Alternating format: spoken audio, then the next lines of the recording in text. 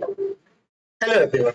I am going to present you today one of the important function in Excel called Countif function. For example, there are list of people they are visiting specific temple or specific day. Okay. Now you want to count how many days or how many times a specific person has visited the temple. It's very simple. Now you have to give the countif function. So it's equal to count if. Now give the complete range. In this range, now you have to fix the range. Fixing purpose, you have to use function f4 that should fix the range and give the criteria.